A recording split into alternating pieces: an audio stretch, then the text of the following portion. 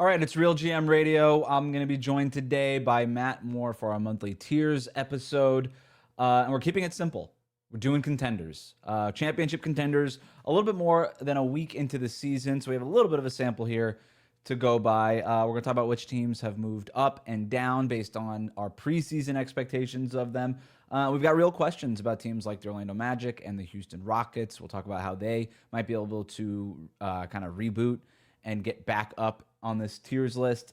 We talk a long time about Victor Wembanyama and the leap that he's made, and dragging the Spurs up a few tiers based on what we expected. A long conversation about Wemby and where he ranks among the top players in the NBA. We also have a number of conversations about teams that might be on the fast track to the trade deadline. Really fun episode. Let's jump in.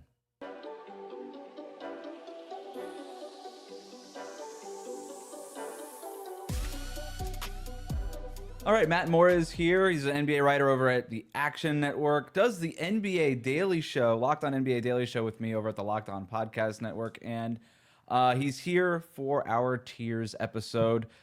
It's the return of Tiers, Matt. So we do these shows about once a month-ish. We categorize the NBA into different categories, and we were texting before this, and we decided probably just keep this one simple, contender tiers.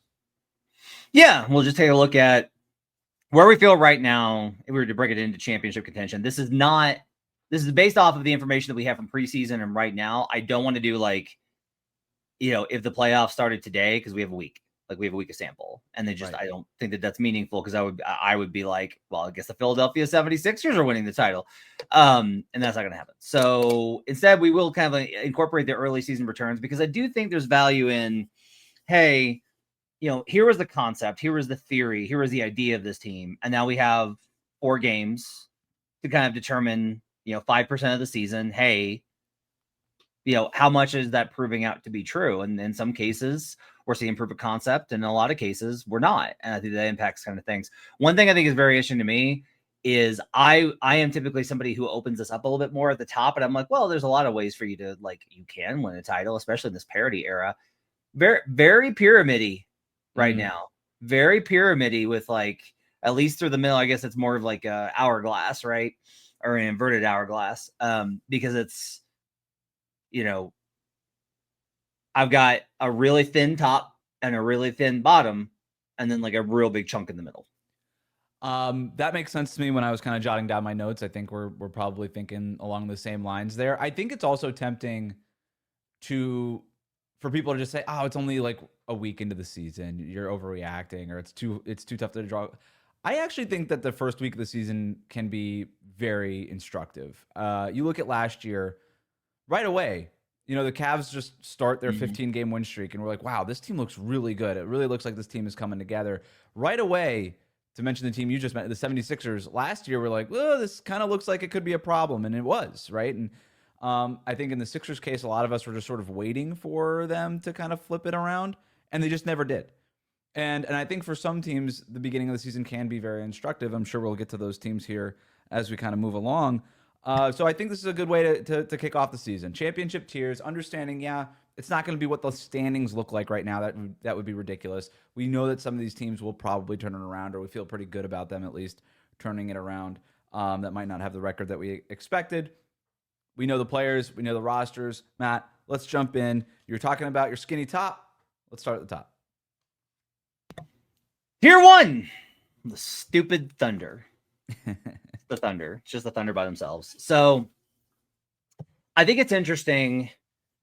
I am not somebody who immediately jumps to when a team in the regular season has a stretch of 4 games or 5 games where they look vulnerable. I am not, with injuries, I am not somebody who immediately goes oh, well, they were without so-and-so, so they'll be fine. There are cases of it. The Wolves right now, when it's oh, well, they're going to lose a lot of games because Anthony Edwards is out.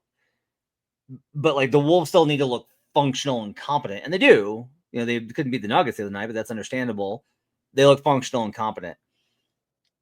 And not to say that the Thunder, because everybody listening is how can they be vulnerable? They're 5-0. Well, this is the thing is last year, the Thunder didn't just beat everybody. They beat everybody by huge, undeniable, incredible margins. And it started on night 1.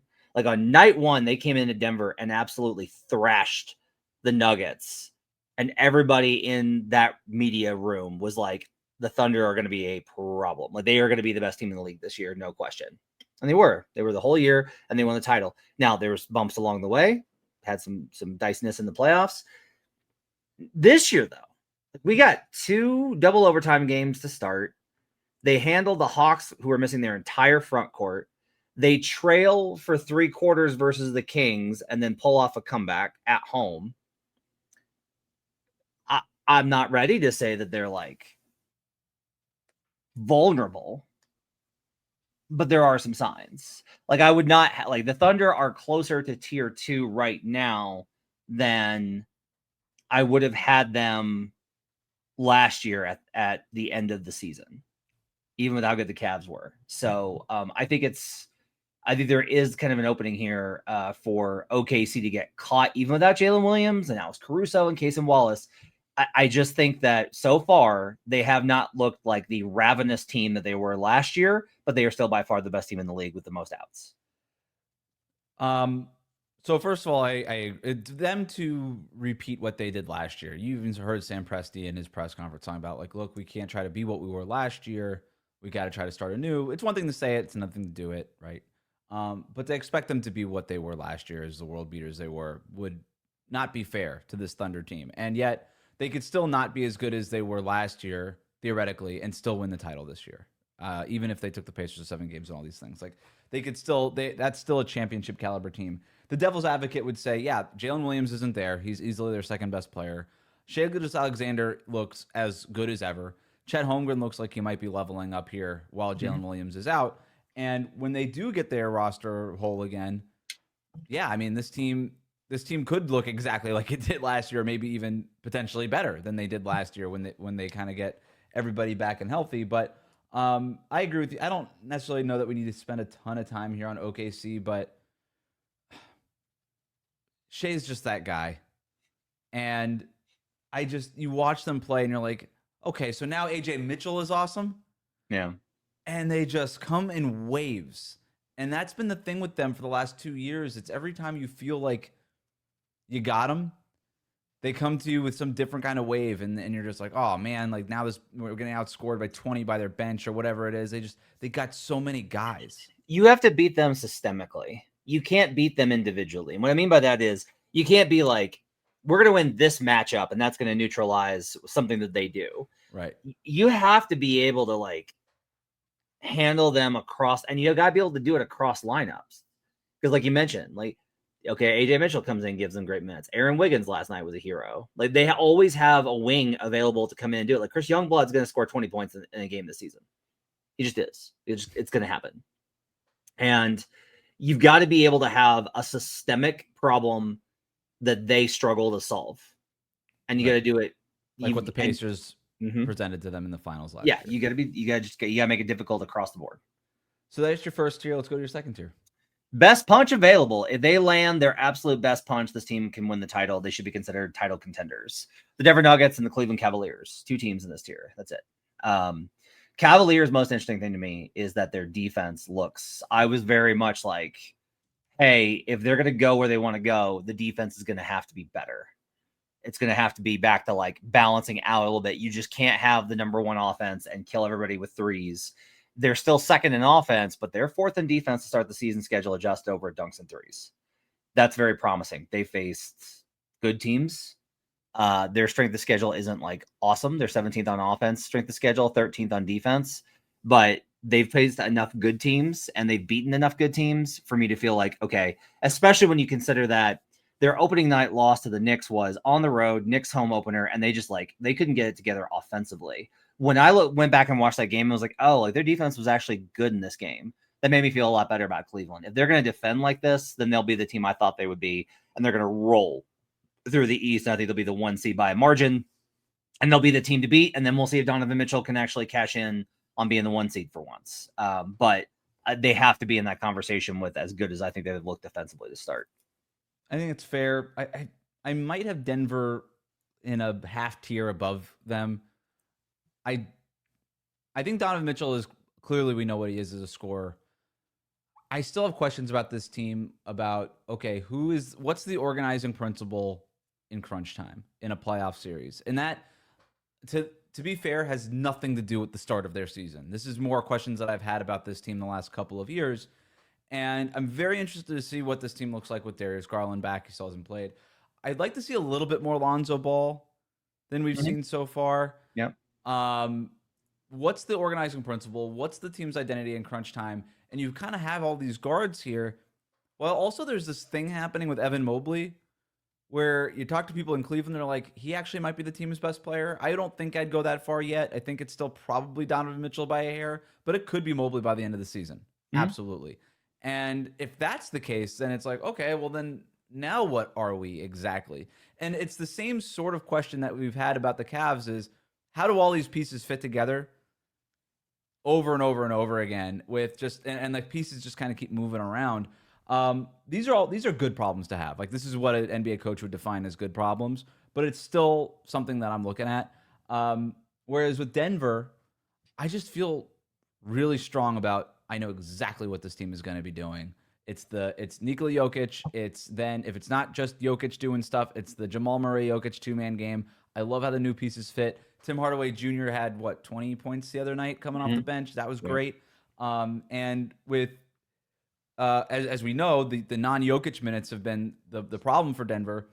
They got outscored by 10 points per 100 possessions last year when Jokic was off the court. That's been slashed in half to just under 5 points, and that's definitely manageable.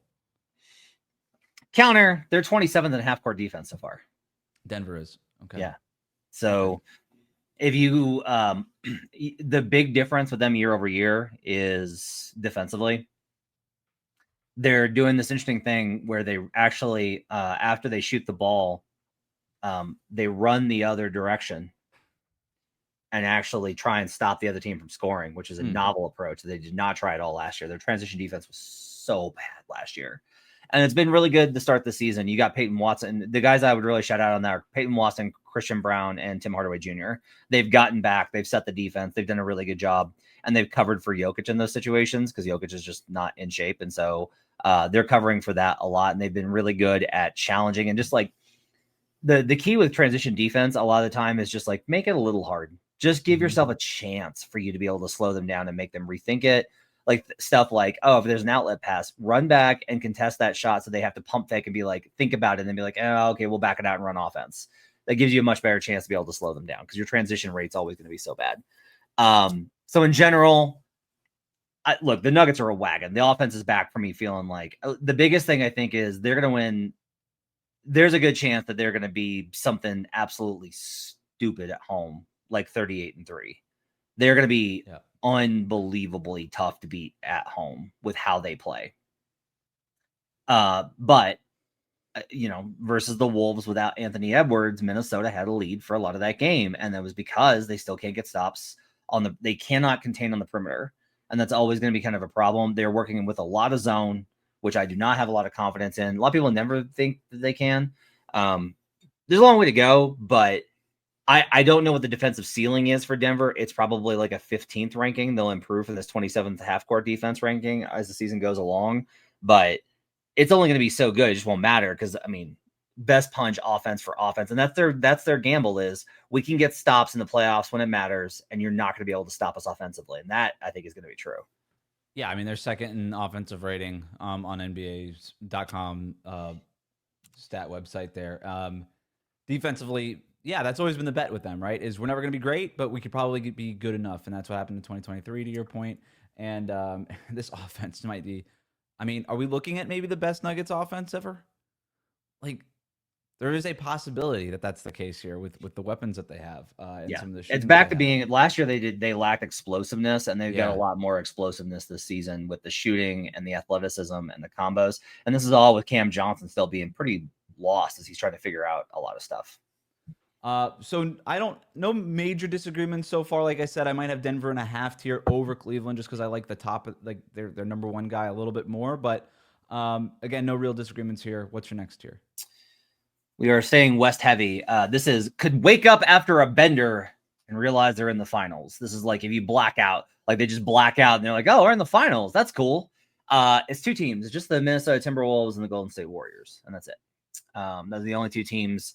You'll notice that Houston is not here. You'll notice that the Knicks are not here. You'll notice that a lot of teams that would be kind of considered top tier are not in this tier.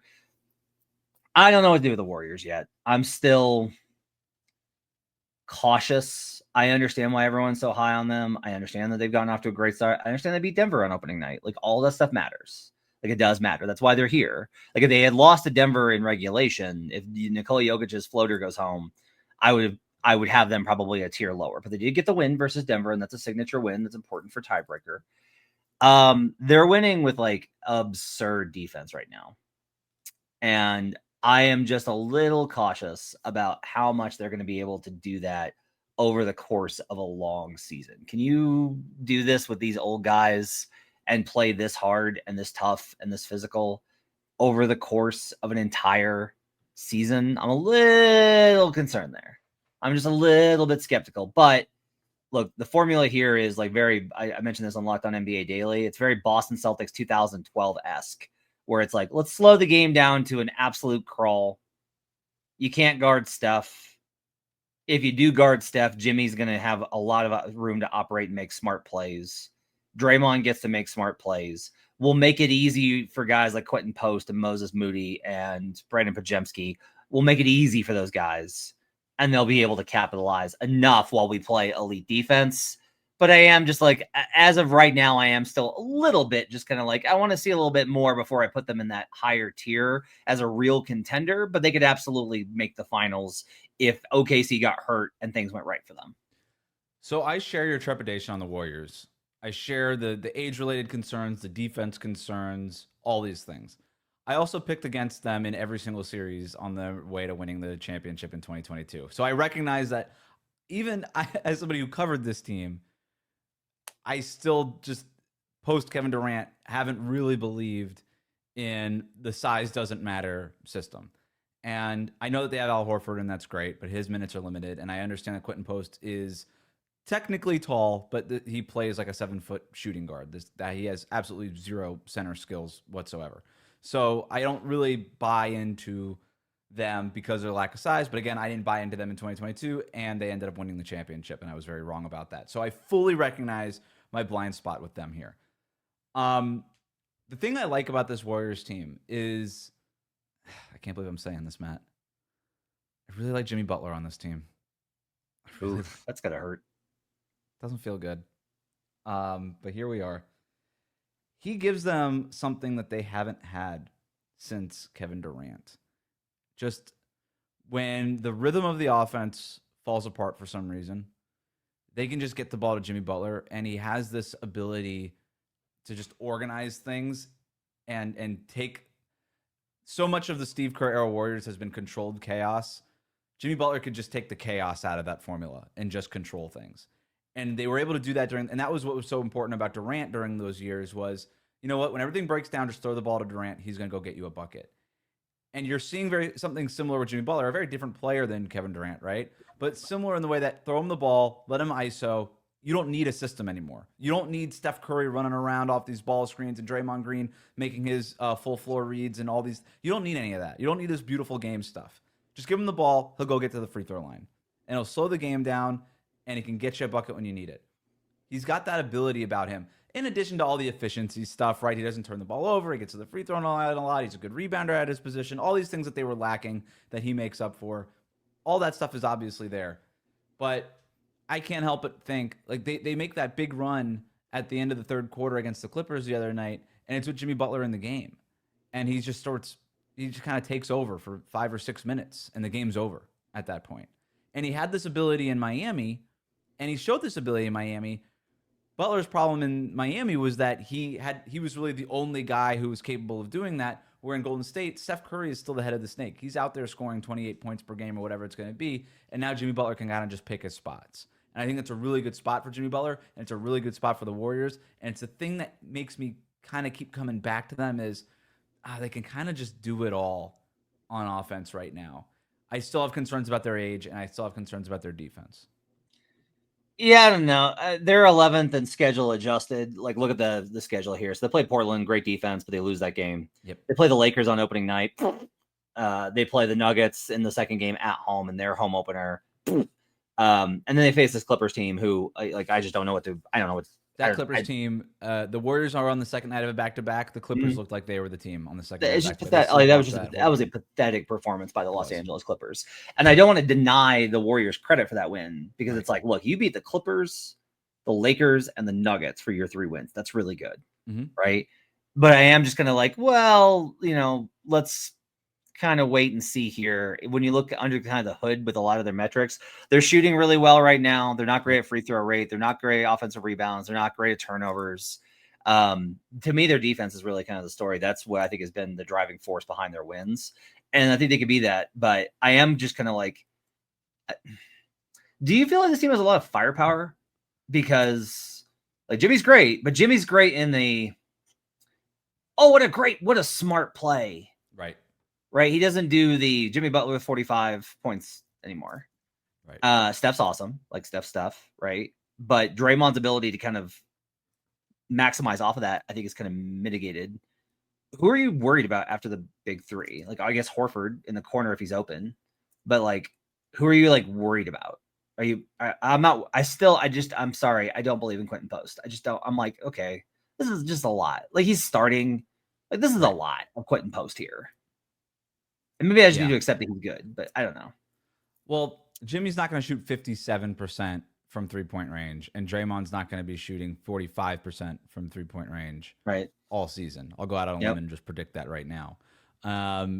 Moody's shooting, like their shooting is blistering right now. And that's not going to, and so look, we saw kind of this at the start of last season where they were shooting really well. They got out to, what was that? Like a 15-3 start or something crazy, 13-5, whatever it was. And then they just literally flipped it, and they went on this this terrible month where they ended up back at 500, and we could see that happen again with this Warriors team. They have a tendency to kind of come out of the gate strong, and then teams kind of figure them out, and their shooting kind of goes the other way, and then they kind of go into a slump. So we'll see what happens. I share all your same concerns. The other thing too is, do I buy this team winning 4 rounds in the playoffs given their age? Like at the end, they could do whatever they want in the regular season. I'm still going to wonder that when the playoffs start, right? Yeah, and that's why I have them in this tier specifically, where it's like I could definitely see them, and I think that if they make the finals, everyone's going to be like, oh, Cleveland's got no chance. Like it's Steph and Jimmy and Draymond, come on. And I think the Cavaliers would smack them in 5 games. I think they would destroy them. I don't think that they're out of that tier. I just don't think they have enough firepower to hang with the Cavs if the Cavs can actually do the thing and get to the finals. Now they face if Golden State comes out as like a 2 seed, and I'm trying to think, the Knicks, the Bucks, the Magic, some other team that's not the Cavs makes it into the finals, then the Warriors can win the title, and that's why they got to be, I think, in this tier. Today's episode is brought to you by Game Time. The Game Time app gives the advantage back to fans. It's the hack for unlocking amazing tickets and experiences in a few taps. It's incredibly easy to use, and the Game Time guarantee means you can trust you'll get 100% authentic tickets on time and at the best price. Plus, fees are always included, so what you see is what you pay, like college football tickets as low as $25 this season. Again, fees are included. That means you're going to know your total upfront with no surprise fees at checkout. Game Time offers a ton of great features like zone deals. Save even more when you choose a section and let Game Time choose the seats. Also, with your favorites, you can snag new ticket deals before anybody else finds out by following your favorite teams in the Game Time app to receive alerts to your phone. With Seat Views, you get a panoramic view from your seat in the app before you buy, and with their lowest price guarantee, Game Time will credit you 110% of the difference if you find cheaper tickets somewhere else. And with Game Time's ticket coverage, your purchase is covered with the most flexible customer service policy in the ticketing industry. So take the guesswork out of buying college football tickets with Game Time. Download the Game Time app, create an account, use the code CLNS for $20 off your first purchase. Terms apply. Again, create an account, redeem the code CLNS for $20 off. Swipe, tap, ticket. Download the Game Time app today. Minnesota's in this tier. I'm assuming you're just trusting the defense that it'll be there. Yeah, you're gonna have to like shove me off of the Wolves trust block with a very large elbow, because they've made the Western Conference 2 years in a row. When they lose, it doesn't feel like weaknesses in the roster are exposed. It feels like they screwed around and didn't play the way that they need to. Now, I still wish they had one more guy who could kind of dictate things a little bit more. Like if they got an upgrade, they're banking on a lot from Jaden McDaniels this season. Yeah. But if they swapped out McDaniels for another small forward who could play make, I think I'd feel a lot better about it. Like we talked about their need for point guard this morning on Locked On NBA Daily on the Wednesday show. But if they were to swap out for a playmaking forward, right?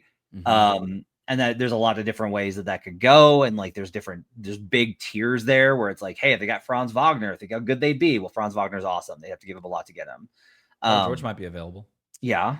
Right. I'm serious, man. Like, I don't think PG is like dead. I think you put PG next to Gobert and Ant, and all of a sudden you tell PG, like, we need you to be able to keep things organized. And PG be like, no problem. Got it. Can do. Willing to fill in the blanks. If you put a playmaking forward next to him, I actually think it's like that would help them a ton. But then you're sacrificing Jaden's defense, which is a little overrated, but still very good. But I'm just kind of like, look, it's early in the season. Ant's injured. They got off to a weird travel start. I think that they are still going to win. We're going to look up in April and be like, Wolves are the 4 seed. Yeah. Pretty dangerous. Don't want to mess with them. Yeah, you and I are standing on Timberwolves trust block. Yeah. And people are throwing elbows, and we're just not budging. Like, I'm with you on Minnesota 100%. I still had them in my inner circle of contenders, even going into this season. I have questions about the roster, right?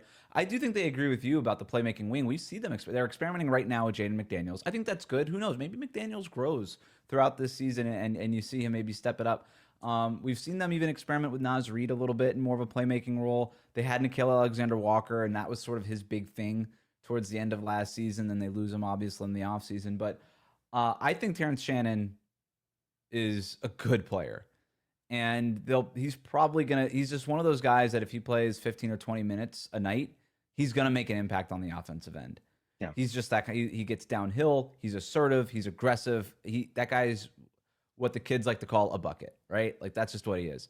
Yeah. You and I share an affinity for Jalen Clark. I think what he can do defensively is better than what Nickeil Alexander-Walker provided potentially and could help replace a lot of those minutes.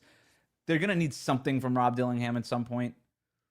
That was the big investment, and it just feels like if you can get something from him, then you start to have another guy who could do something with the ball.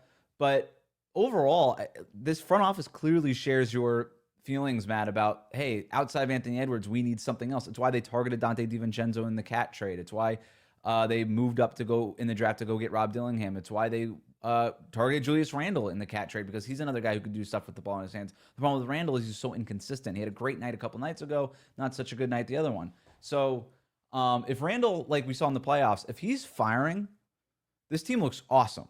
Borderline unstoppable when Ant is healthy, obviously.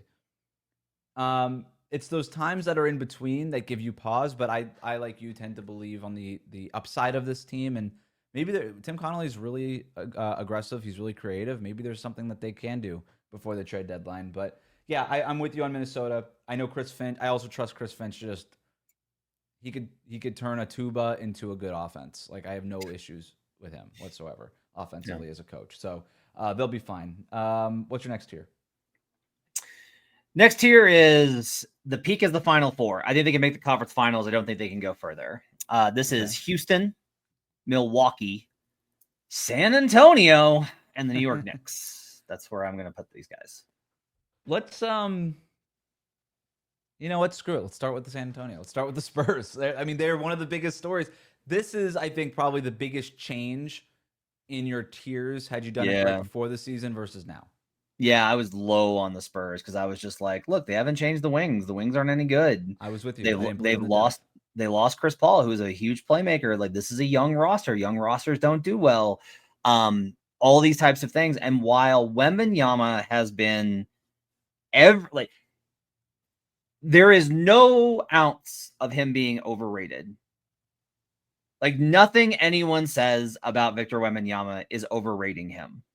If you were like, Victor Wembanyama is the best player in the NBA right now, I'd be like, well, I don't agree.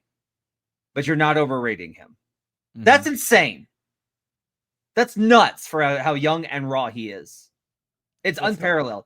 The things he does in these games, like there are multiple sequences where he blocks multiple shots on a possession, goes down, and hits a three. And it's just, I don't know what to do with it. I don't know what anyone should do with it.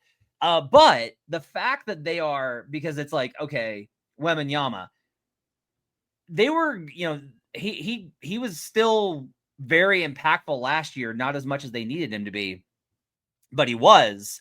The problem is that, like, look, man, they are 0.1 on court with him on the bench. They're not losing. You should not be this. They're plus 23 with him and plus 0.1 without him. And if you were just like, well, you're going to win the Wembanyama minutes because he's Godzilla, and you're not going to lose the bench minutes because they're getting such great contributions from so many dudes, I don't know what you do. Like, I love that Stephon Castle came into this year with like, so I won Rookie of the Year and everyone just like doesn't talk about me and doesn't think anything of me because my draft class sucks. Cool. Let me show you. And he's been really good for them. He's just been really great. Keldon Johnson is shooting 64% from the field and 56% from three. Probably going to regress. But that's still like a really good start. There are just so many indicators here that the Spurs are absolutely terrifying to the point where, as much as I want to doubt them, like, here's a good indicator. Clean the Glass has them third in expected EFG and they're fourth in actual. They're not overperforming their expected offense. They're right where they should be. And when you have this kind of combination, and they've gotten like great stuff from Luke Cornett, and Vassell has played well. Like, I don't have any way to really look at this and poke holes in him other than they'll probably cool off at some point. I mean, you could argue that they're underperforming their expected field goal percentage because the expected field goal percentage doesn't account for one of their players being 8 feet tall. Yeah. Like, or De'Aaron Fox being out. Or De'Aaron Fox being out. And we'll see what happens when De'Aaron Fox comes back. And again, one of those good problems to have. I think Fox is a really good player, and I think he'll figure it out. And I think Victor Wembanyama is one of those guys who, at this point, clearly we have to consider him one of these tide risers, where if you just play with him, things get easier with you. Things are just easier on the court for you. And I think that can still happen with De'Aaron Fox. Dylan Harper looks amazing. When I was doing the scouting work on him, I was so blown away with his finishing at the college level, and my only question was whether or not he would be able to still do it at the NBA level with different level athletes and different kinds of rim protectors, and he was like, nope, no problem. I could still finish at this high degree of difficulty. Not an issue whatsoever. Find somebody that loves you as much as Dylan Harper loves the left side of the hoop, by the way. Back to Wembanyama. One of the more interesting questions when you like kind of ask people around the league, like going into the season, was, okay, where do you think Victor Wembanyama is? Is he a top 10 guy already? Do you have him top 15, like on the fringe there? Would you put? And like the more aggressive people would be like, oh, he's top 6, top 5-ish. He's probably right there in that range.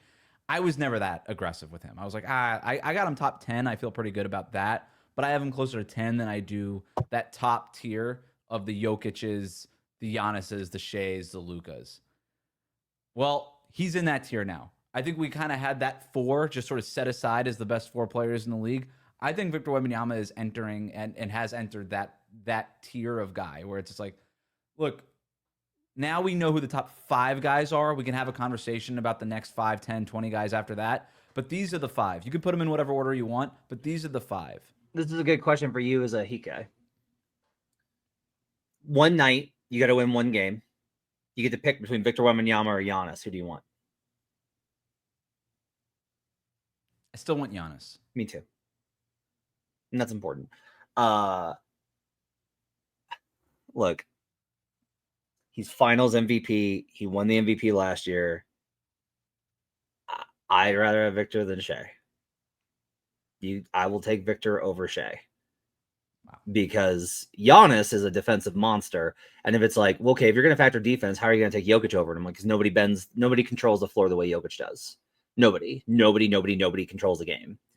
But like, to me, that would be the list. If you remove all of the injury and limitations and how to guard them and like all of the context. And you were just like, all right, one night, give me the guys in order that you would want to pick. It would be Jokic, it would be Giannis, and then it would be Victor Wembanyama for me. I would take him third. I don't think he's the third best player in the NBA, but if I got to win one game, Victor's best is better than anybody outside of those top two guys, I think.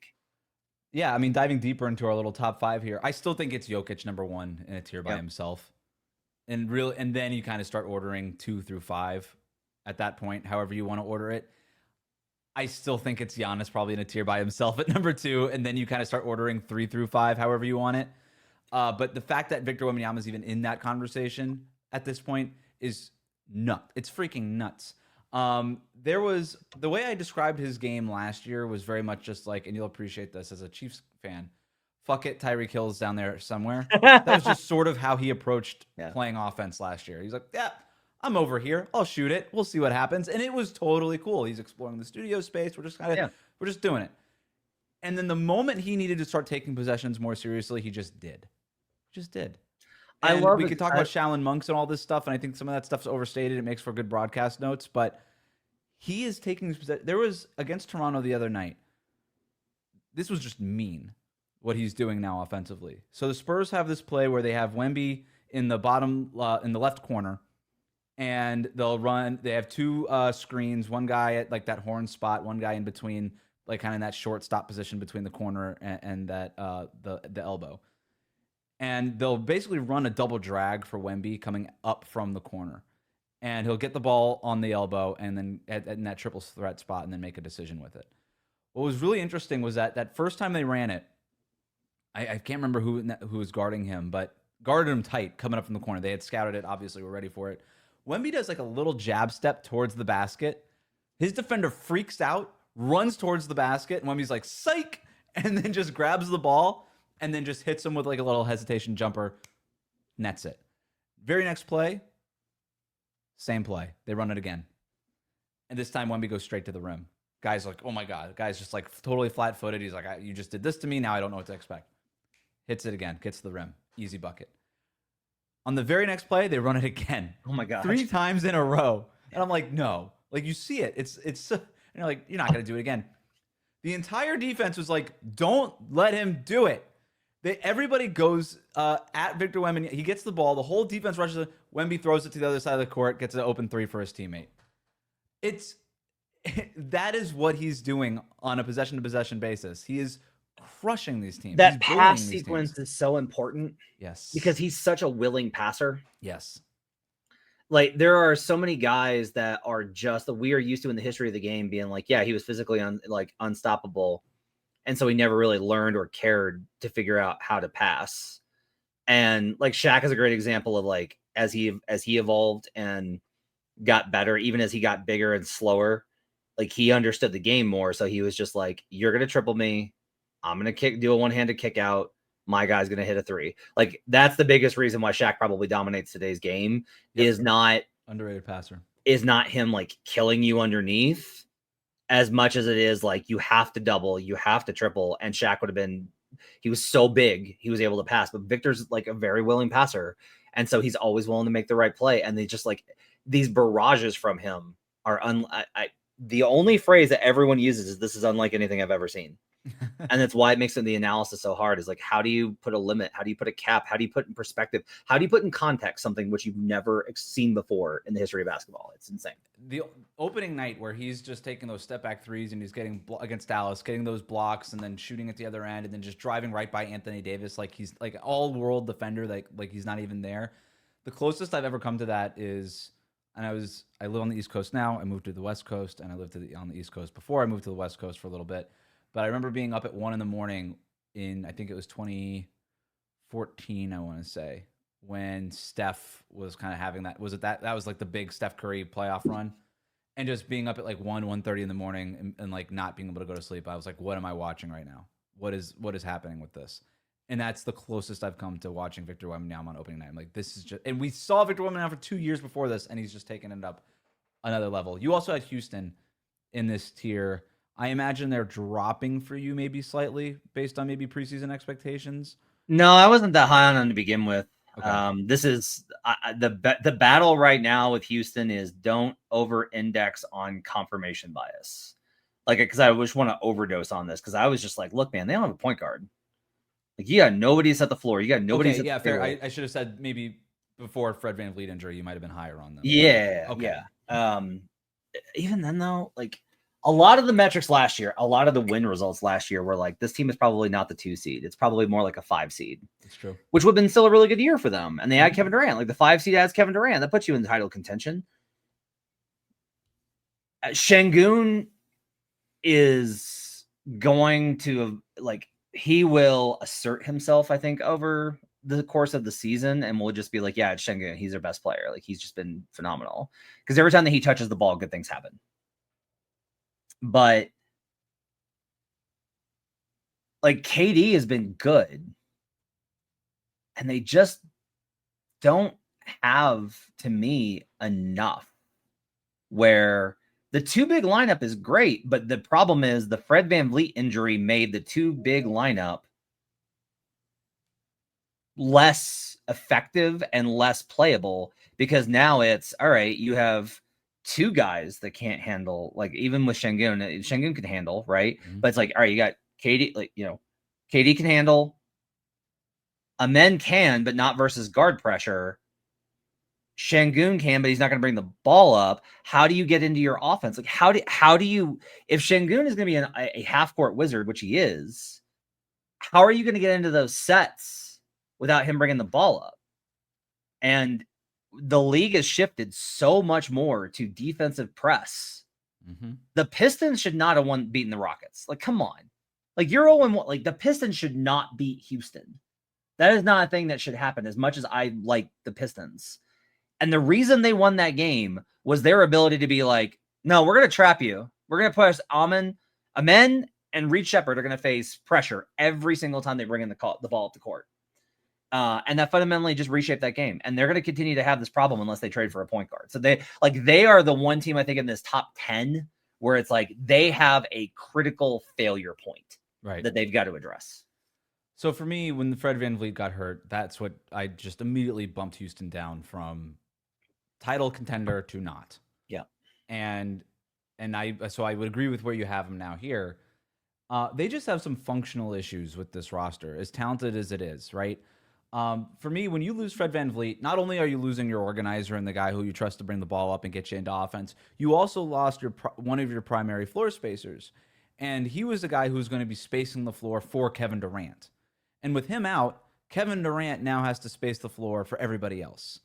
And that's a big problem because you need Kevin Durant not to be a floor spacer. You need Kevin Durant to be an apex level scorer, which he obviously is and can be at times. But even like you're seeing his 3-point rate drop a lot because he's sort of just kind of meandering into these mid-range shots where he's used to be comfortable because he doesn't have all of this space. He was taking 6 threes a game for Phoenix last year where there's a lot of problems with the Suns. One problem was not spacing. Yeah. And with the Rockets, there is no space, and he's kind of turning all these 3-point shots. He's trading them in for mid-range jumpers, and nobody's more efficient at mid-range jumpers than Kevin Durant. But even there is a point of no return with the mid-range jumpers, and Houston is way over-indexed on mid-range jumpers right now to be comfortable. So that's one of their functional problems. The other one is that Alperen Şengün might be right now their best healthy pick-and-roll ball handler. Yeah. And that's a problem because you want Şengün to be the pick and roll man. You want him at the rim punishing dudes, going Turkish on him in the paint. That's what you want him to do. And when you don't have that, then you're losing something there. And as good as, Rockets, Şengün, he's got the 3-point shot and stuff, he's still not Jokic from out there. Like you're not really worried about Şengün outside as much as you're worried about him inside. And when he's not inside, that could be a problem for them. The other problem that I have with Houston, and this might be a small sample size thing, so I don't want to make too much of it, but they're shooting 37% in clutch situations this year, and their assist-to-turnover ratio is upside down.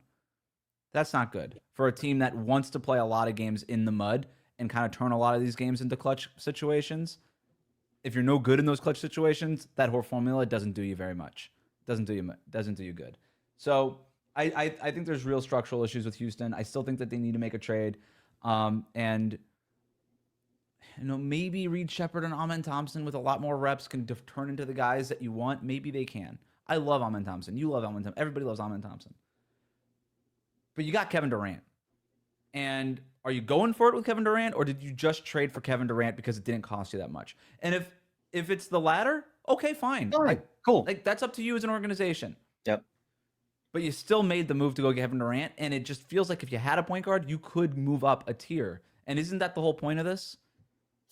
Is to win the championship? So I don't know. To me, I would be looking at a point guard very seriously if I were them. And they've told like local reporters and stuff like we're not saying no, but we'll evaluate things. Maybe in December we'll kind of take another look at it.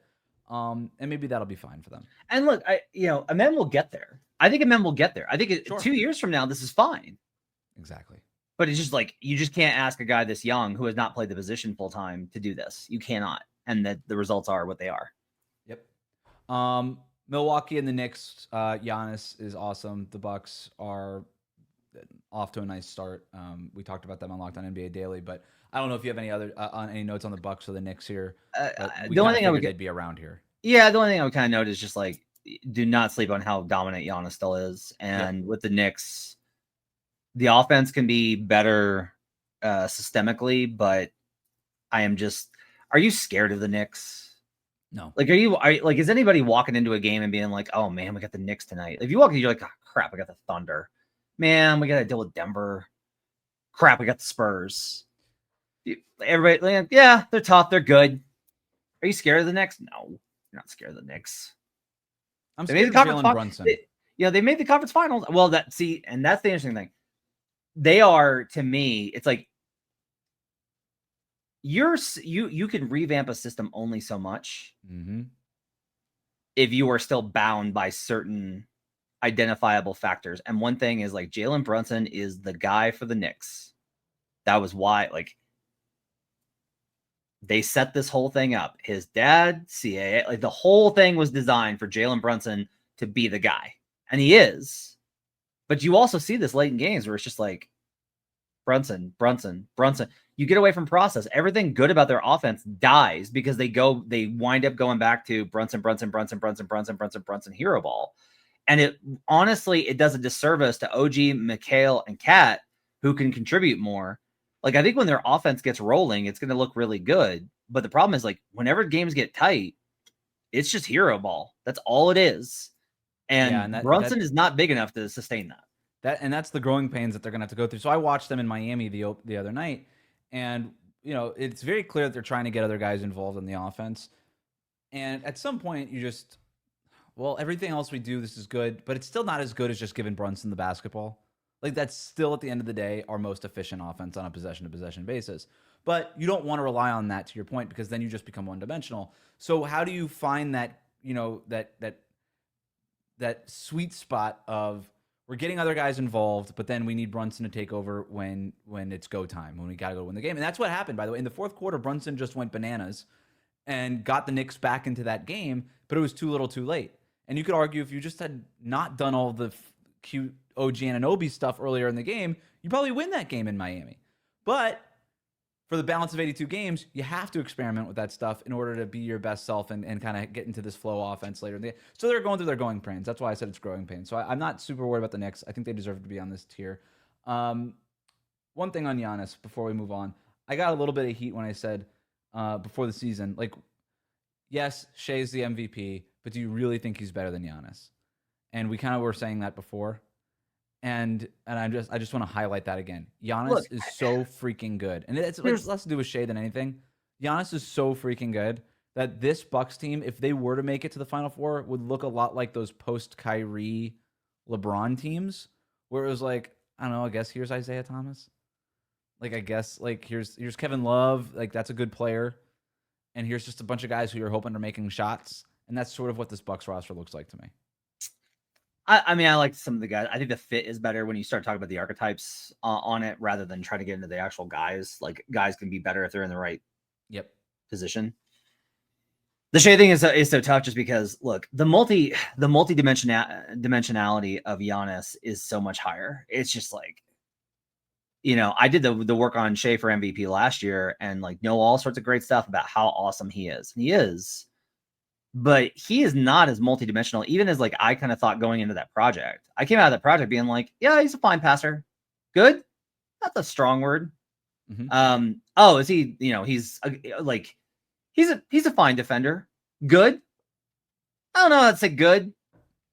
Good enough for this defense to take advantage of it. Like the steals matter, right? The steal rate matters. But versus Giannis, where you're just like, he's unstoppable. Like he's just and Shea is unstoppable in his own right in terms of he will always get past you, and his change of speed is so good, and you cannot stay in front of him. But there's a pressure that Giannis does. There's a panic that Giannis creates that Shea Gilgeous-Alexander does not. You do not panic when Shea has the ball. You're annoyed, and you're going to lose. But Giannis is abject panic. And that difference, I think, is very important, plus everything that he does on the defensive end. Next tier. There's a line from Endgame, the Marvel movie that I like a lot, which is where Thanos says, "You could not live with your own failure." And where did that lead you? Back to me. That's this tier. You could not live with your own failure. This is a fat tier. Detroit, the Clippers, the Magic, the Heat, the Sixers, the Lakers, and Chicago. The Heat don't belong here. The Sixers don't belong here, but they need to kind of be stuck in here because I can't put them above and I can't put them below. The vibes are much better with the Sixers and the Heat, obviously, with this hot start than is with the other teams. But this is honestly just like, look, these are all good teams that have flaws that are going to limit them from probably being able to get out of the second round. Like the second round is probably the ceiling on all these squads because of their specific limitations and what they're capable of. The most concerning of these is Orlando. The second most concerning of these, I think, is probably the Clippers. The fact that I have Chicago here is nuts that I have to include, but like they're doing the thing. Detroit, I think, has an opportunity to move into Final Four. But they've got more upward mobility of the teams here. Like the teams that can move into Final Four category are Detroit, Miami, the Sixers, and the Lakers. Those are the teams that can move into the higher tier. I'm maybe most skeptical of the Lakers. No real fight for me on any of that. Yeah. I might move Chicago down a tier. We talked about them on Locked On NBA Daily the other day, and then I did a little bit more work on them, and I'm like, yeah, they're getting a lot of three-point shooting luck. Yeah, they are. There's a lot of smoke here. The problem I have is, so it's interesting. Philip Rossman Reich said he wasn't as impressed with the Bulls defense as, I forget who they lost to the game before, maybe Atlanta. And I think that's fair, but when I watch them, like, you're right, the numbers are all kind of like the Bulls are smoke and mirrors. When I watch them, though, I'm like, God, these rotations are so good. Billy Donovan's a really good coach, and that's why I'm with you. The eye test just works, but like the eye test is weird sometimes. Like when people are just missing those threes, like the eye test looks a little bit better. True. And you're getting out and running on offense more, and then all of a sudden your offense looks a little bit better. I want to believe in Chicago.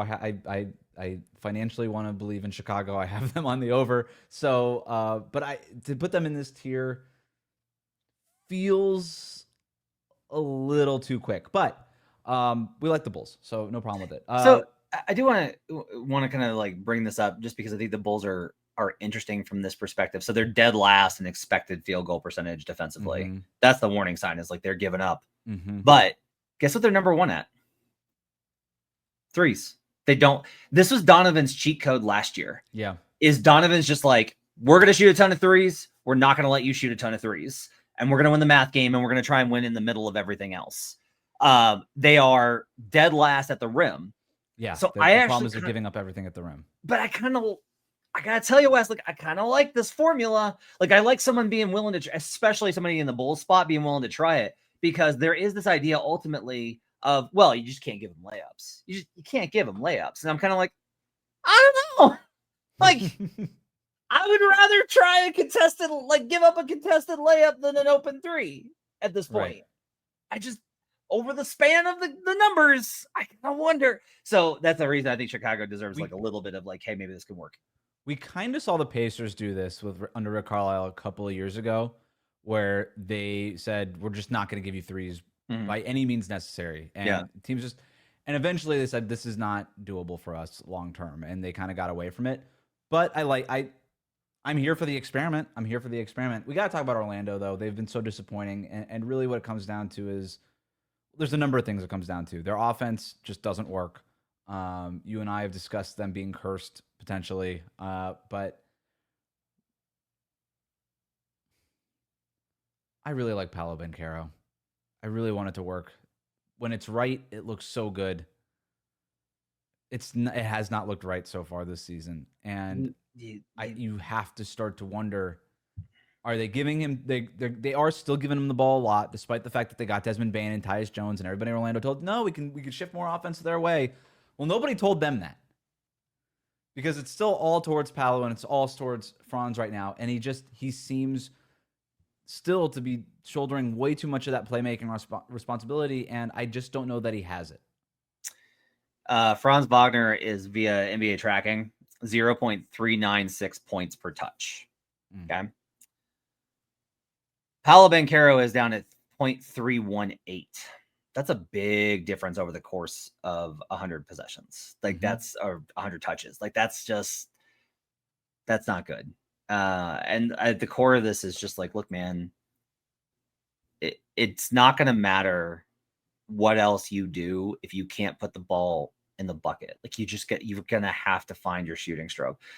I will say, I'm trying to think of the timeline. I think that, this is the one. So like Cade was the year before him. And Cade at the end of the year in 2024 found his shooting stroke. Like he couldn't shoot either. And then the game slowed down for him and he found his shooting stroke in the back half of the year. I don't know what the age differential is there, but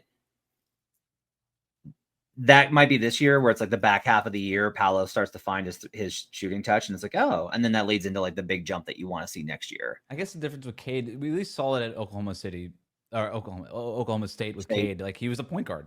Like Paolo's not. Yeah, that's true. This is the other part with me that I talked about this with Phoenix last year when they acquired Tyus Jones, and I talked about it this year when Orlando got Tyus Jones. It's what I call the Tyus Jones fallacy. Tyus Jones sounds like a great idea. Oh, we're going to give him the ball. He's going to get our offense into motion. He's going to organize our offense. Okay. My problem with that going into it, theoretically even going into the last season with Phoenix, was, okay, so now Tyus Jones is going to run your offense on a roster with Kevin Durant, Devin Booker, and Bradley Beal, and you're telling the minimum salary point guard he's in charge of the offense? Right. No way. That doesn't work. It doesn't work in NBA ecosystems. And it's not quite that, right? They don't have Hall of Famer Kevin Durant, Devin Booker, and Bradley Beal on this Magic roster. But for the last 3 years, they've been telling Paolo Banchero and Franz Wagner, it's your offense. And now you're taking this essentially bench point guard when everybody's healthy, and you're saying, this guy's going to fix it. He's going to now be in charge of the offense. It doesn't work. It's the Tyus Jones fallacy. What the Magic need is an all-star point guard, a guy who just walks in and says, I'm better at this than you guys are. And there are no questions asked. The problem is that point guard is really hard to get and might not be available. But that's why I think like when people make the Magic to Celtics comparisons of like early days Celtics, the big thing that Jason Tatum and Jaylen Brown had going for them is that Kyrie was there those first couple of years. And Kyrie was like, this is my offense. And Tatum and Brown were like, yep, that makes sense to us.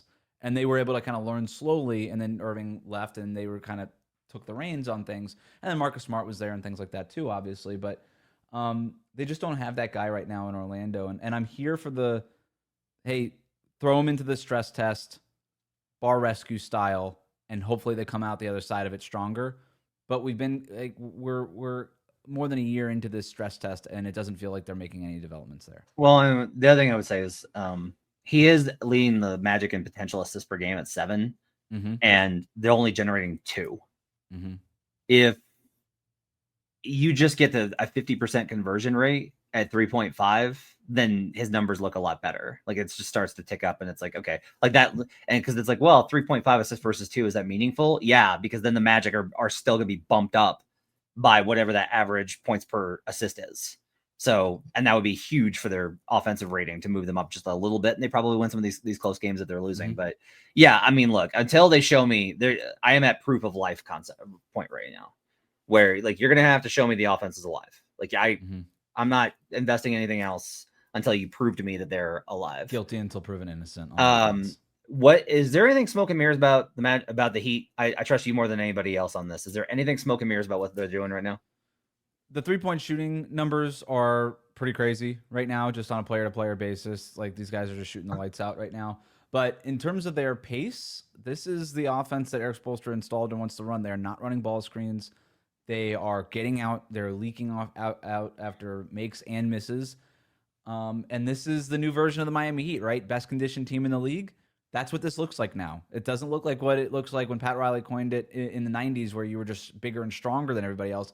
Now you're just faster and can have more endurance than everybody else. That's sort of the new name of the game in the NBA. And talking with some of the players in that locker room, they said they've never had a harder training camp with Eric Spoelstra than the one they just had, which is saying a lot because Eric Spoelstra's been there for a long time, and we kind of know what the reputation is there. So, I think they're really committed to this pace, and quite frankly, I don't think they have an alternative. It's not like there's another version of this offense that works where they slow it down and hand the ball to somebody. Like, they don't have that guy on the roster, so they're going to have to play fast. I don't think that they're going to play at 109 possessions per 48 minutes for 82 games. That seems a little unsustainable. But the league leader last year was 106, so they can go down 3 possessions and still be near the top of the league. So, I think that's good. Their defense has been really strong too. I mean, they're just staying in front of guys.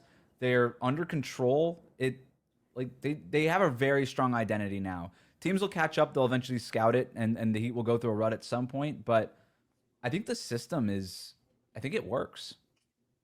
Fast and high defense. If you can pull it off, it's exhausting and it's difficult. But if you pull it off, it makes you a nightmare to play. Mm-hmm. It's nobody wants to work that hard. It's, can't score, and they're going the other way, and you're having to run. It's like, this is the stuff where I think, like, when we analyze the game, we forget, like, when you're playing pickup, how much do you hate it when teams are just like constantly pushing the ball? Yep. And it's just like, everybody gets tired. Every human gets tired except for like Giannis. That's it. So yeah. They still haven't gotten Tyler Hero back.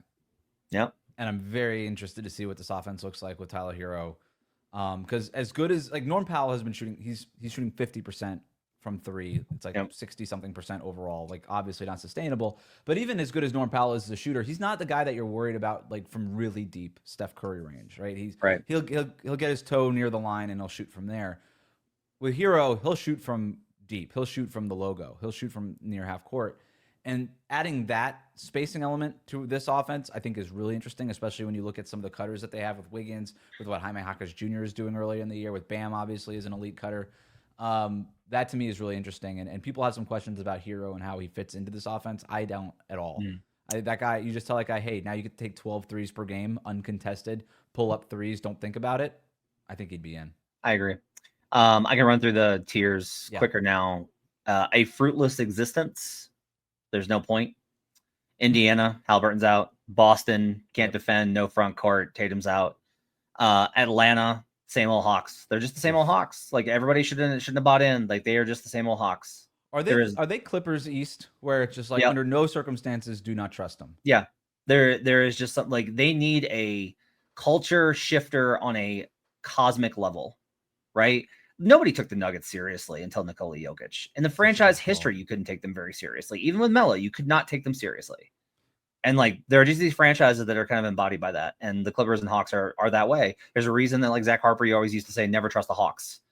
And it's true. Like, people say, I heard this week about the Falcons too. They're like, never, ever, ever trust Atlanta. Memphis is here because no matter what, they're just going to be hurt. Doesn't matter. I like a lot of what they're doing. John Morant looks good, though, to start the year. That's a positive. But I agree with you where they should be here. Toronto. I thought Toronto was going to be... Sean Woodley is getting frustrated with the defense. Anytime that Locked On Raptors is actually frustrated and not just the Who's down in Whoville singing happily, there's real problems. The Kings are here. Oh, my God. Just like, why? What is the point? And the Pelicans, because, again, like, oh, hey, like, the Pelicans look pretty good in that opener versus Memphis. They lost, but, like, pretty... and Zion's out. Okay, cool. Cool. So none of these teams, they need reversals of fortune on a cosmic level in order for any of these teams to shift. Indiana, Boston, Atlanta, Memphis, Toronto, Kings, and Pelicans. I may start a petition to move the Sacramento Kings to a different league.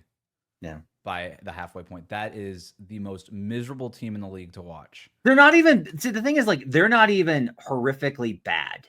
No. They're just good enough for you to be annoyed watching them that you have to pay attention. Well said.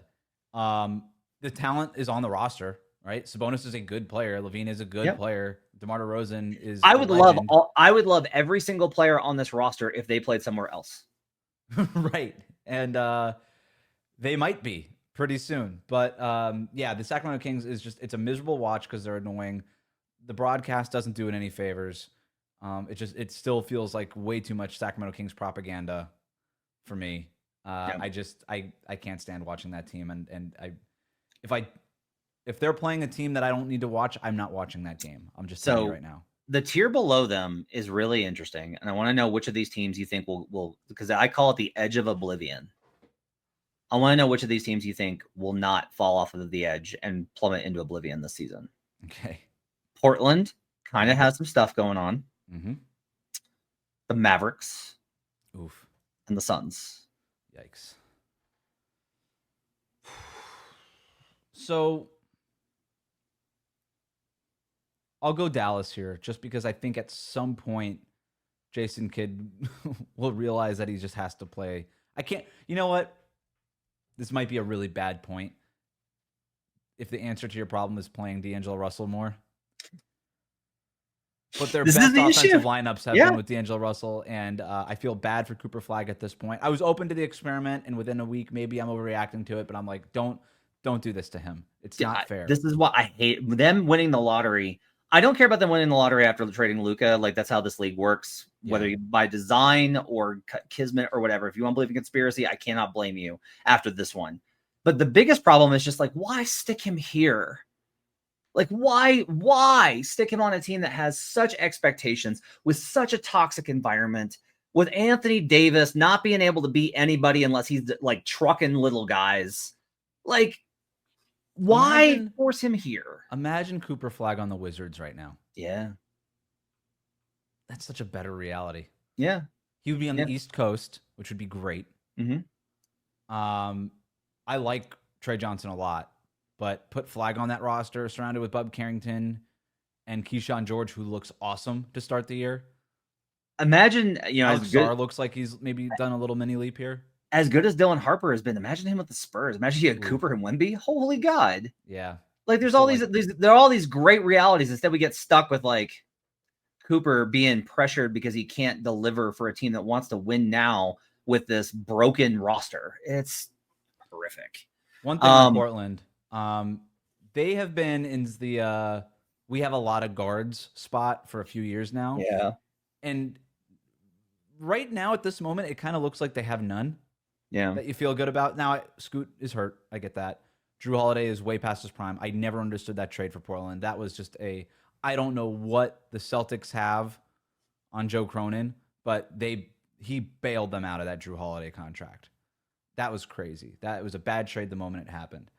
For Portland. Counter, they're plus 14.2 in Drew's minutes this season. Good for them. I think Drew's still good. I think Drew is still impactful. I think Drew's fine. I think that contract is a dramatic overpay, and it's going to look really bad in a couple of years. Nah, it's fine. It's fine. And I just like Shaedon Sharpe is wobbling here. I don't know. This is a team that laughed at Tyler Hero a few years ago, Matt, and he right now would be easily their best guard. Clearly their best guard. Really? We're coming. Really? Really? I just had to put it out there. I don't know why Phoenix is in this tier. They're rebuilding. I think it's fine. Like, are they not taking the only thing about Devin Booker? Yeah. So the only thing I think here is just like, look, I don't think that they wanted to be awful. I think they wanted they understood they weren't going to be good, but they didn't want to be awful. But Ishbia told you that success isn't measured in wins and losses anymore. That's true. That's fair. That's a fair point. But even that, I think that's actually kind of indicative here, though, is like the vibe, I think, is better. They do compete, but they're so handicapped. They just need like a little bit better. Devin Booker, by the way, leads the league in potential assists per game. Did you know that?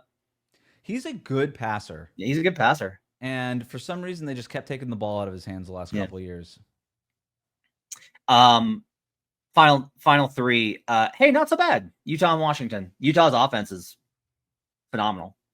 Design is great. Mm-hmm. They're cooking. It's been fun to watch. Washington competes every single night. They're going to lose a bunch of games, but they're exactly what I said they were going to be, which is like, hey, this team's going to compete. Like, there's good signs here with Washington. Trey Johnson's that dude.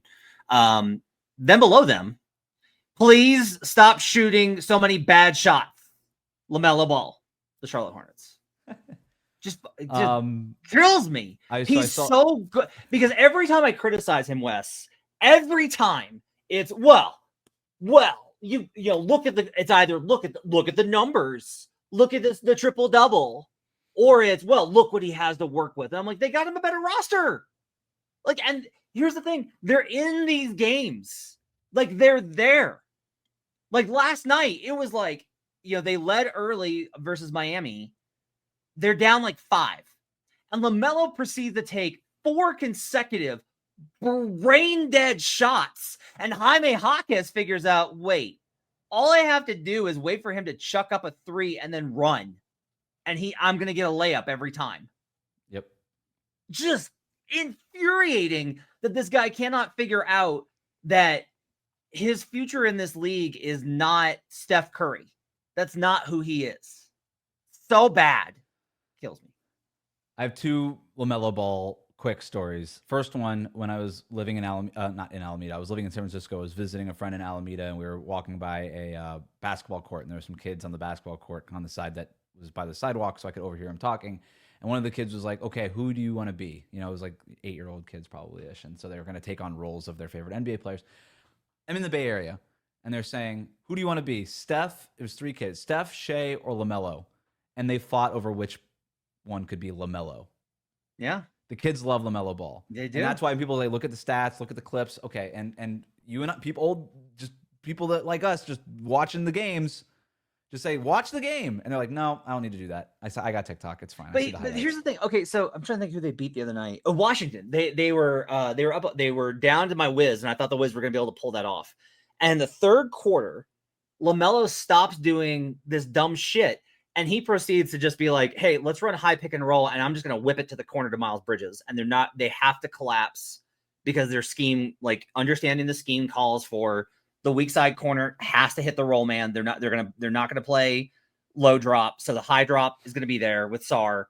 I could just hit that whip corner pass. And he hit it like 3 times in a row. Bridges knocks down every single one. They break the game open and he plays phenomenal. Like when he just plays serious basketball and doesn't go for a TikTok reel, it's good. I don't want to be the old guy.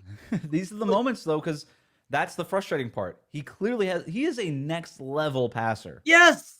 And he's just like, only one I want to be.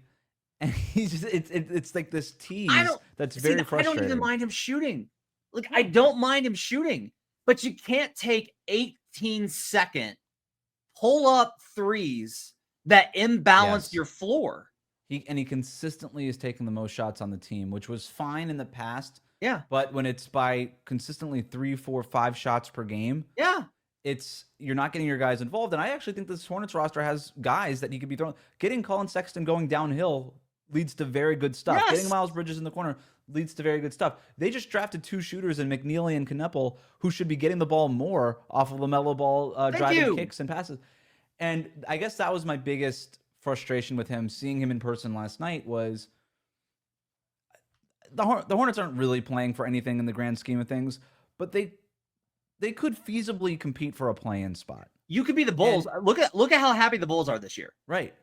And for LaMelo, it's right in the beginning of the year. For you to be taking possession seriously, now's the time. Yes. If it's past trade deadline and you're 20 games under 500, then do your step back one-legged. Who cares?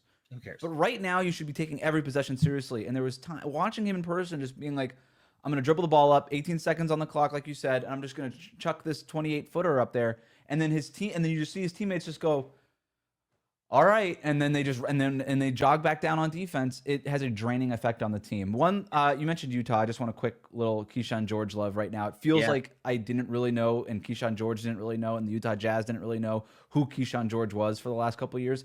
It kind of feels like now they've settled into he's our point guard. He's a pretty good passer. Still, the shot is pretty wonky, but I kind of like what he's doing with the ball in his hands. And Walter Clayton Jr. looks pretty good. And I hope that Jazz fans enjoy Lauri Markkanen for the next month or so because he is going to be out of there the moment they get a good offer. So assists are not a good indicator of how good a passer you are, and potential assists are not a good indicator of how good a passer you are. But they are a good indicator of what's the consequence of your passing.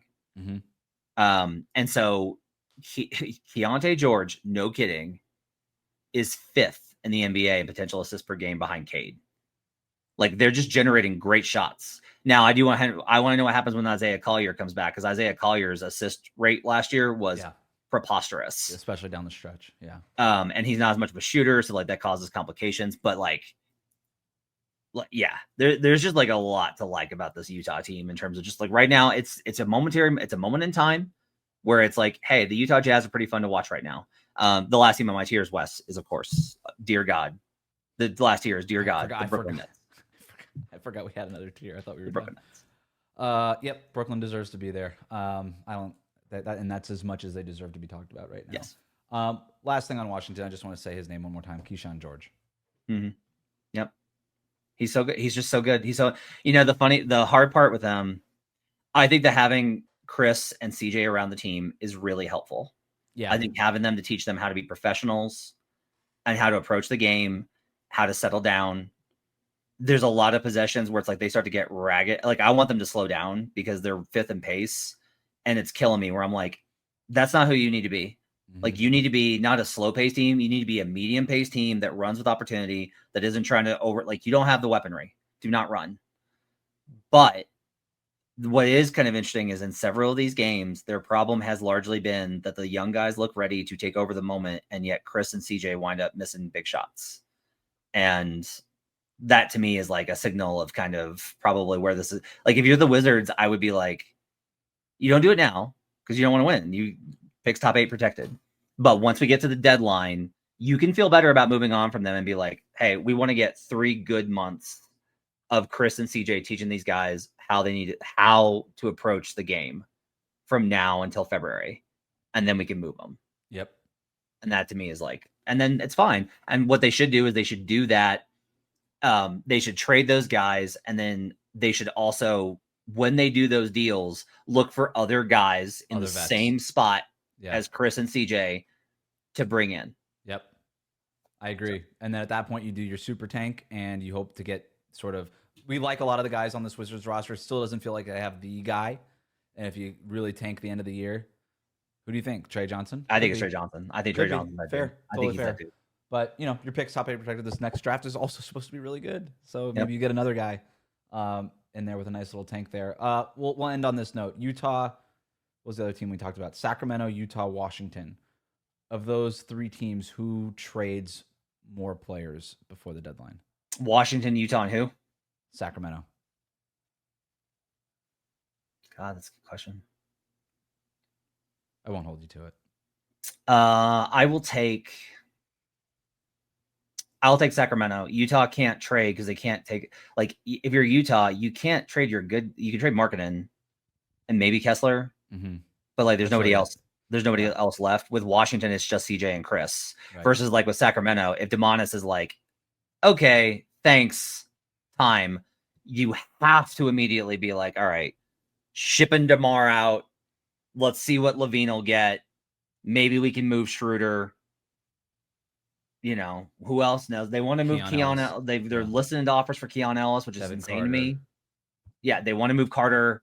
Like there's so many guys on there that might want out that they have to move, plus the guys they want to move. It's got to be Sacramento.